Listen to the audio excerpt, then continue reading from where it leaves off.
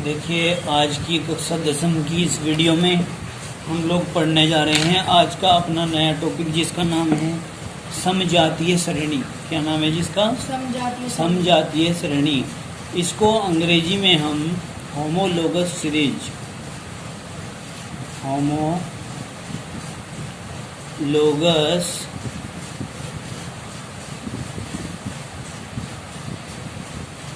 Series कहते हैं। क्या कहते हैं?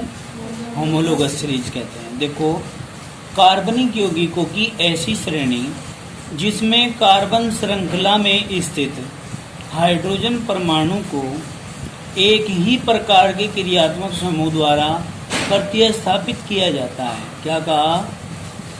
कार्बनिक यौगिकों की ऐसी श्रेणी जिसमें कार्बन श्रृंखला में स्थित हाइड्रोजन परमाणु को, क्या? कार्बन श्रृंखला में स्थित हाइड्रोजन परमाणु को एक ही प्रकार के क्रियात्मक समूह द्वारा प्रतिस्थापित किया जाता है। काहे के द्वारा? एक ही प्रकार के क्रियात्मक समूह द्वारा प्रतिस्थापित किया जाता है। ठीक है? किसको? हाइड्रोजन परमाणु को। किसके अंदर? कार्बन श्रृंखला में। कार्बन श्रृंखला में जो हाइड्रोजन परमाणु है उसको एक ही क्रियात्मक समूह यानी कि OH के द्वारा, CHO के द्वारा, COOH के द्वारा क्या किया जाता है? प्रतिस्थापित कर दिया जाता है, तो उसे समजातीय श्रेणी कहते हैं। इस श्रेणी में रखे गए क्या भाई? निकटतम है ये। क्या है? रखे गए निकटतम दो सदस्यों के आणविक सूत्रों में CH2 समूहों का अंतर होता है। क्या भाई? दो निकटतम सदस्य के बीच का अगर अंतर देखें तो वो CH2 का अंतर आएगा उनके बीच में। कितने का? CH2 का। एक के आणविक सूत्र में CH2 का या CH2 समूह का अंतर होता है। एक समजातीय श्रेणी के प्रत्येक सदस्य को एक दूसरे के समजात कहते हैं। यानी कि एक समजातीय श्रेणी है, आगे सुन में, और उसके जितने भी सदस्य हैं उन सबको किस नाम से जाना जाता है भाई? समजात के नाम से जाना जाता है। में एक श्रेणी के जो जितने भी सदस्य हैं वे सारे के सारे समजात कहलाते हैं। समान जाति वाले। क्या? समान जाति वाले कहलाते हैं। एक ही समजातीय श्रेणी के सभी सदस्यों के रासायनिक गुण लगभग समान होते हैं। समजातीय श्रेणी के सभी सदस्यों के रासायनिक गुण क्या होते हैं भाई? समान। क्यों? सब में एक ही क्रियात्मक समूह होता है। जैसे OH आ गया तो OH तो जितनी भी रासायनिक अभिक्रियाएं हैं वे सारी की सारी OH क्रियान्वित करेगा। तो OH के द्वारा होने वाली सारी अभिक्रियाएं सेम है, चाहे वो एथिल अल्कोहल में आ जाए, मेथिल अल्कोहल में आ जाए, प्रोपिल अल्कोहल में आ जाए। ठीक है ना? कार्बन श्रृंखला ही तो बढ़ रही है, OH तो सेम है। तो इसलिए आप कह रहे हैं कि समजातीय श्रेणी के जितने भी सदस्य हैं सारे के सारे रासायनिक गुण लगभग समान प्रकार के देते हैं तथा इनको समान विधियों द्वारा प्राप्त किया जा सकता है। कहीं के द्वारा? समान विधियों के द्वारा क्या किया जा सकता है भाई? प्राप्त किया जा सकता है। उदाहरणार्थ नंबर 1, एल्केन का सामान्य सूत्र CnH2n है। क्या है? एल्केन का सामान्य सूत्र CnH2n है।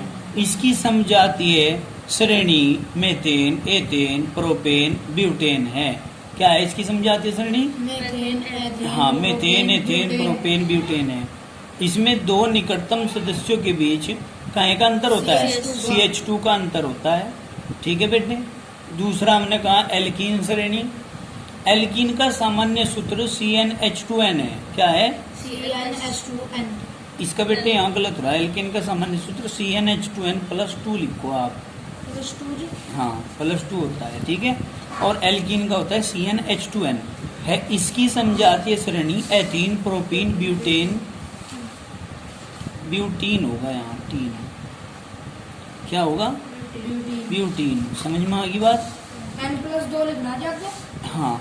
और पेंटीन है। दो निकटतम सदस्यों के बीच में काहे का अंतर होगा?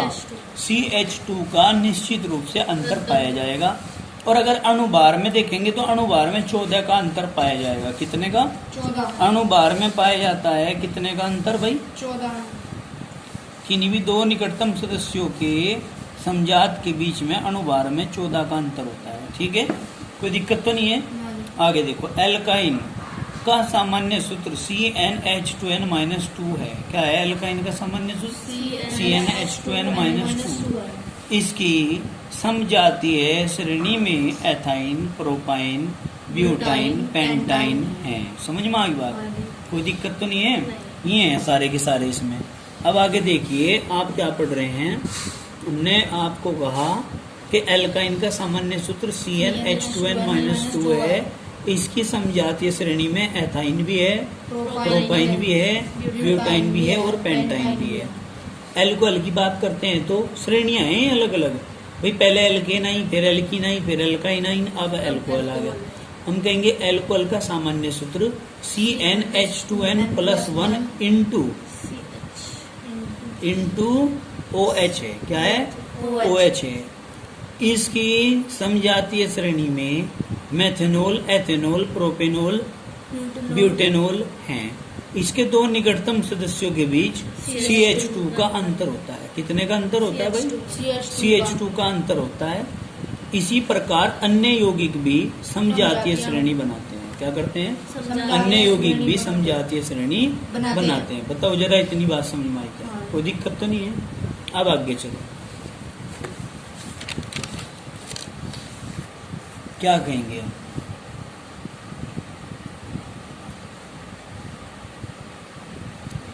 समजातीय श्रेणी के गुण पढ़ लो भाई।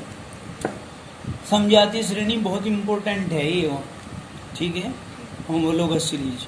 समजातीय श्रेणी के सभी सदस्यों को एक सामान्य सूत्र द्वारा प्रदर्शित किया जाता है। काय के द्वारा? एक सामान्य सूत्र के द्वारा प्रदर्शित किया जाता है। जैसे एल्कीन को CnH2n से प्रदर्शित करते हैं। ठीक है, एल्केन को काय को? एल्केन को CnH2n+1 इंटू OH के द्वारा प्रदर्शित करते हैं एल्केन को। ठीक है, दूसरा पॉइंट क्या है? दो निकटतम सदस्यों में एक कार्बन परमाणु तथा दो हाइड्रोजन परमाणुओं, क्या? एक कार्बन और कार्बन के साथ दो हाइड्रोजन समूह तथा आणविक द्रव्यमान में अगर बात करें तो 14 है। आणविक द्रव्यमान में अगर बात करें तो 14 है। आणविक द्रव्यमान का अंतर इनके बीच में होता है। क्लियर होगी बात? फिर क्या कहेंगे? किसी समजातीय श्रेणी के प्रत्येक सदस्य का क्रियात्मक समूह समान होता है। क्या होता है? किसी समजातीय श्रेणी के प्रत्येक सदस्य का क्रियात्मक समूह समान होता है। भाई अगर एल्कोहल की बात कर रहे हैं तो सब में OH ही आएगा या नहीं? अतः इन सदस्यों के रासायनिक गुणों में भी समानता होती है। क्या होती है भाई? इनके सभी के रासायनिक गुणों में भी समानता पाई जाती है। पहले भी हम कई बार पढ़ चुके हैं बात। आगे चलो, फिर क्या कहा? फोर्थ पॉइंट है ना,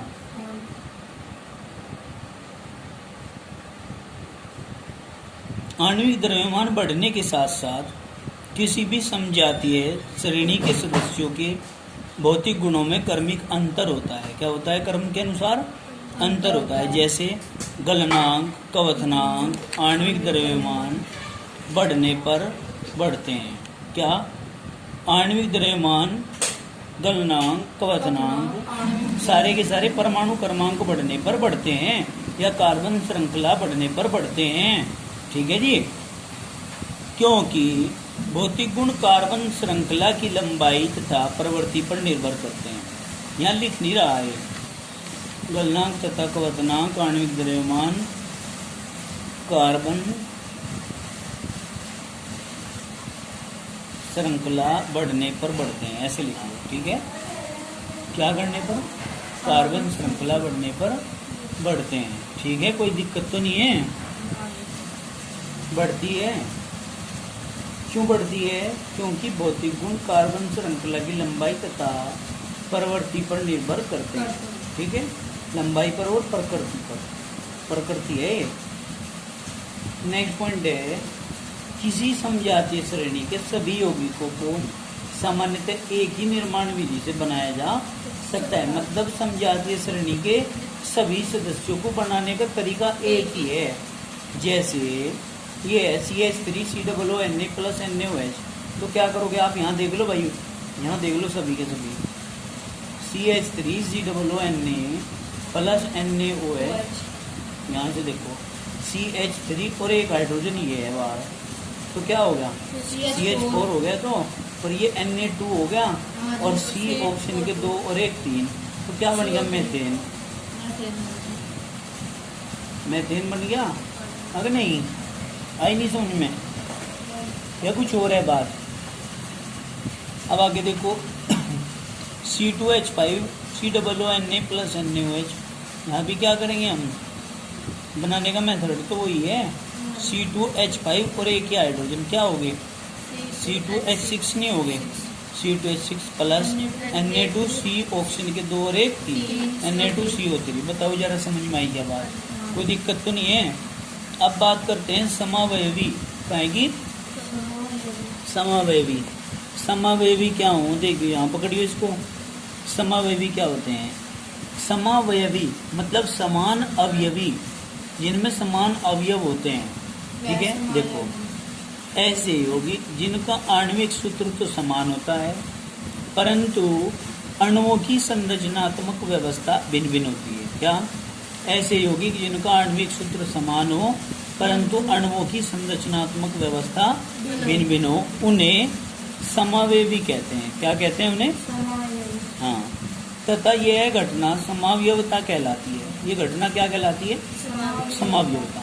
ब्यूटेन में शाखायुक्त कार्बन में क्या, ब्यूटेन में शाखायुक्त कार्बन में कम से कम कार्बन परमाणु 3 अन्य परमाणुओं, क्या, कार्बन परमाणु कम से कम 3 अन्य कार्बन परमाणुओं से बंधा हुआ है, ठीक। इस प्रकार की एल्केनों को आइसो एल्केन कहते हैं। क्या कहते हैं, आइसो एल्केन। कोई दिक्कत तो नहीं है। फिर कहा शाखा रहित, शाखा रहित मतलब जिसमें शाखा नहीं है, श्रृंखला में कोई भी कार्बन परमाणु 2 से अधिक कार्बन परमाणुओं से बंधित नहीं हो सकता। जिनमें शाखा नहीं होती उनमें कार्बन 2 से अधिक परमाणुओं से जुड़ा हुआ नहीं होता, 2 से ज्यादा हो ही नहीं सकते। अतः इस प्रकार के एल्केनों को सामान्य यानी कि नॉर्मल एल्केन कहते हैं। क्या कहते हैं, नॉर्मल एल्केन। हाँ, जिनमें सामान्य रूप से जुड़े हुए होते हैं कार्बन, उनको नॉर्मल एल्केन कह दिया। जिनमें शाखा के हिसाब से जुड़े हुए होते हैं, ठीक है, एक कार्बन परमाणु 3 अन्य कार्बन परमाणुओं से जुड़ा हुआ होता है, उनको आइसो एल्केन कहते हैं। ठीक है, क्लियर होगी बात। एग्जाम्पल में समझेंगे, देखो ध्यान से बेटे। ये एक कार्बन, दूसरा कार्बन, तीसरा कार्बन, चौथा कार्बन, 4 कार्बन है। एक कार्बन 3, एक कार्बन की बात करेंगे अगर इसकी, तो ये एक इधर 2 कार्बन से जुड़ा हुआ है, ठीक है, नहीं कोई दिक्कत तो नहीं है। तो ये सीधी रेखा में जुड़े हुए हैं सारे कार्बन, इसलिए इनको कह दिया एन ब्यूटेन। क्या कह दिया, एन ब्यूटेन नाम दे दिया इनको। क्लियर होगी बात। और वैलेंसी को पूरा करने के लिए 1 2 3 और 1 4, इसके लिए 1 2 3 और 1 4, 1 2 3 और 1 4, 1 2 3 और 1 4। तो क्या हुआ, कार्बन की सभी वैलेंसी हमने 4 कर दी। तो 4 कर दी तो हमने क्या कह सकते हैं इसको, ये आकर के हमें इसके ऐसे भी कह सकते हैं क्या भाई, ये वाला पूरा का पूरा उठाया हमने यहाँ से एक बार, ये तो नॉर्मल हो गया, नॉर्मल ब्यूटेन हो गया। अगर एक हाइड्रोजन को हम पहुँचा दें यहाँ पर, इस वाले हाइड्रोजन को हमने पहुँचा दिया यहाँ, और ये CH3 को ले आए यहाँ। देखो भाई, ये एग्जाम्पल हम पढ़ रहे हैं, मैं आपको कह रहा हूँ कि अगर ये CH3 हम यहाँ से उठा के यहाँ ले आए और इस हाइड्रोजन को यहाँ ले जाएं, तो क्या होगा। या करके फिर आप ये दिखा रहे हैं यहाँ पे, ये एग्जाम्पल दिखा रहे हैं। देखो अब समझिए ध्यान से, हम समझाते हैं, आप समझो। ये हाइड्रोजन, ये कार्बन, ये हाइड्रोजन, ये हाइड्रोजन, ये कार्बन, ये हाइड्रोजन, ये हाइड्रोजन, ये कार्बन, ये हाइड्रोजन, ये हाइड्रोजन, ये कार्बन, ये हाइड्रोजन, ये हाइड्रोजन, ये हाइड्रोजन। ठीक है ना? गिनती करो, 1 2 3 4, 4 कार्बन के हैं, तो मतलब क्या हो गया? सिंपल श्रृंखला है, सिद्धि है, तो n कार्बन के 4 हैं तो BUTAN, ब्यूटेन। ठीक है। अब मैं कह रहा हूँ कि आप जो है इस पूरे CH3 के पूरे ग्रुप को यहाँ से उठाओ और आप जो है इसे इस हाइड्रोजन की जगह फिट कर दो। इस हाइड्रोजन को तो पहुँचा दो कहाँ? यहाँ से ले जाके यहाँ इस कार्बन पर, और इस पूरे को ला के लगा दो यहाँ, तो क्या बनेगा वो समझने की जरूरत है।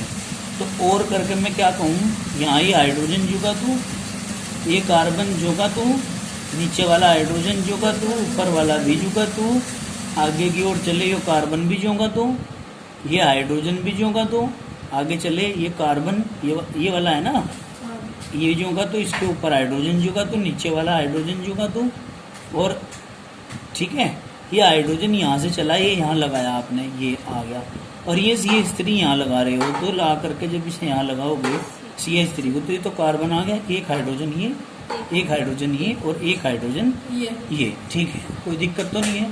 अब इसको ही इसको और करके आप क्या कर सकते हैं, यानी कि ये CH3 सिंगल बॉन्ड C, फिर H कह दो, इधर की साइड में CH3, नीचे के साइड में CH3, क्या बन गया? जब एक कार्बन अन्य 3 कार्बन से, सुनियो बात, एक कार्बन अन्य 3 कार्बनों से डायरेक्टली जुड़ा हुआ होता है तो फिर उसे आइसो शब्द का इस्तेमाल करते हैं, और जब सारे कार्बन सीधी श्रृंखला में जुड़े होते हैं तो नॉर्मल का इस्तेमाल करते हैं, नॉर्मल का।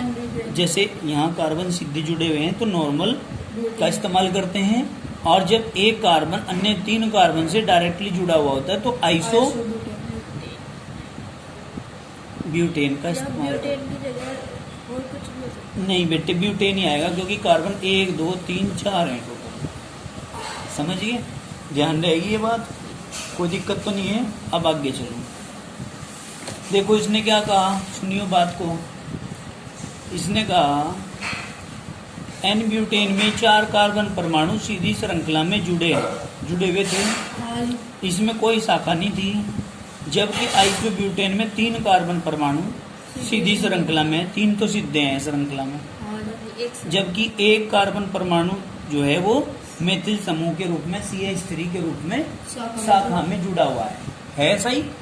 सीधे चलते चलते बीच में शाखा निकल गई, कोई दिक्कत तो नहीं है। तो ये बात इसने समझाई है। अब पेंटेन में 3 समावयवी हैं, इसमें तो 2 बन गए। अब पढ़ रहे थे आप समावयवी, समावयवी मतलब जिनमें कार्बन हाइड्रोजन परमाणुओं की संख्या समान हो लेकिन शाखा अलग अलग, रूप अलग अलग, तो समावयवी होते हैं दोनों। यानी कि समावयवी क्या होते हैं? जिनके अणुसूत्र एक समान होते हैं और संरचना सूत्र भिन्न भिन्न होते, संरचना सूत्र भिन्न भिन्न होते हैं। अब यहाँ कह रहे हैं कि पेंटेन के 3 समावयवी हैं। देखिए यहाँ पेंटेन की स्ट्रक्चर दिख रही है क्या आपको? दिख रही है पेंटेन की स्ट्रक्चर भाई? 1 2 3 4 5 कार्बन हैं, सीधी श्रृंखला में हैं, हाइड्रोजन जोड़ के वैलेंसी को पूरी कर रखी है। वैलेंसी को पूरी करने का मतलब 1 2 3 4, 1 2 3 4, प्रत्येक कार्बन के 4 पूरे हो रहे, तो ये तो एन पेंटेन बन रहा। एन पेंटेन क्यों है? क्योंकि कार्बन सीधी श्रृंखला में, सीधी श्रृंखला में है तो क्या है? नॉर्मल। क्लियर? आगे चलो, आगे चलो भाई, लाओ दिखाओ, देखो आप समझिए। छोटी सी स्ट्रक्चर बनाता हूँ क्योंकि ज़्यादा बनानी पड़ेगी। 1 2 3 4 5, देखिए पूरे हो गए क्या? 5 कार्बन है, 1 2 3 4 5, सबके बीच में सिंगल बॉन्ड लगा दो। सबकी वैलेंसी पूरी करनी, वैलेंसी पूरी करने के लिए एक है सामान्य बेचारा सीधा साधा सा, जिसको हम जहाँ कुछ नहीं होता वहां पूर्ति करने के लिए ऐड कर देते हैं, वो है हाइड्रोजन। यानी कि 1 2 3 4, एक ये रहा, एक ये रहा, एक ये रहा, 1 2 3 4, 1 2 3 4, 1 2 3 4, 1 2 3 4। क्लियर होगी बात? कोई दिक्कत तो नहीं है? देखो यहाँ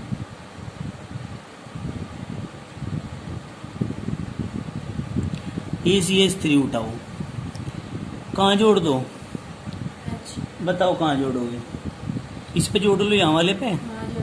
तो क्या करेंगे, इसको यहाँ से लेके जाओ यहाँ पर, और इसको पूरे के ला के यहाँ जोड़ दो। चलो करते हैं इस काम को और करके।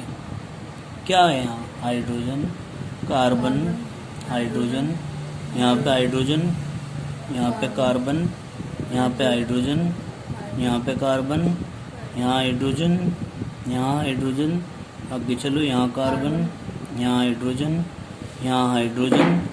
ठीक है, अब यहाँ से हाइड्रोजन निकला हो तो यहाँ गया, ये जोड़ दिया। यहाँ से CH3 गया वो यहाँ आ गया, यानी कि CH H और H।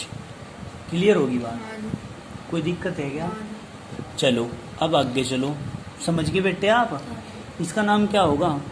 इसे आप CH3, देखो सीधी श्रृंखला है ये, इसको आइसो तो लगाएंगे ही आप। जब समझ में आ रही है बात? एक कार्बन परमाणु 1 2 3 से डायरेक्टली संपर्क में आ रहा तो आइसो, और 5 कार्बन है टोटल, 1 2 3 4 5, तो पेंटेन। ठीक है, कर देंगे इसे। अब आप एक काम करो यहाँ से, अब ये पूरा CH3 है, ठीक है नहीं? अगर इसे आप यहाँ से इस हाइड्रोजन को तो पहुंचा दो यहाँ पे, और इस वाले को जोड़ो यहाँ, तो फिर क्या बनेगा? फिर बनेगा, देखो ध्यान से समझियो, छोटा बनाना पड़ेगा और थोड़ा सा। कार्बन कार्बन फिर कार्बन, ठीक है? एक कार्बन यहाँ, एक कार्बन ये वाला यहाँ चला गया, तो ये वाला हाइड्रोजन जब यहाँ आएगा तो मैं क्या करूं? देखो ध्यान से समझना, हाइड्रोजन हाइड्रोजन हाइड्रोजन, भाई ये वाले हाइड्रोजन तो ये रे, और ये वाला यहाँ से जो है यहाँ गया है, तो ये वाला यहाँ आ गया। इसके साथ वाले हाइड्रोजन हाइड्रोजन हाइड्रोजन, ठीक है? 3 हाइड्रोजन। अब नीचे की साइड में जो ये नीचे की साइड में जो गया हुआ ये वाला, इसे थोड़ा सा मैं नीचे को ले लूं, कार्बन को, एक ये रहा, एक ये रहा, एक ये रहा, ठीक? और ये जो CH3 पूरा है ये ऊपर जाके यहाँ जुड़ा है, जो इसको भी मैं थोड़ा सा क्या करूं, तो एक काम करता हूँ, यहीं दिखा देता हूँ इस अलग पेन से। एक हाइड्रोजन ये रहा, एक ये रहा, और एक ये रहा। बताओ समझ में आई क्या बात? कोई दिक्कत तो नहीं है?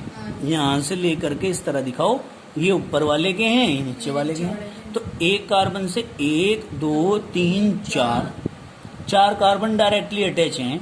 जब एक कार्बन से 4 कार्बन डायरेक्टली अटैच होते हैं ना, तो नियो शब्द का इस्तेमाल करते हैं। कहें का नियो का, नियो कार्बन के 1 2 3 4 5 टोटल 5 है पेंटेन। समझ में आ गई बात? तो इस तरीके से भी आप जो है इसको पढ़ सकते हैं। और IUPAC अगर नाम लें इसका तो 2,2 डाइमेथिल प्रोपेन आ जाएगा इसका नाम। क्या?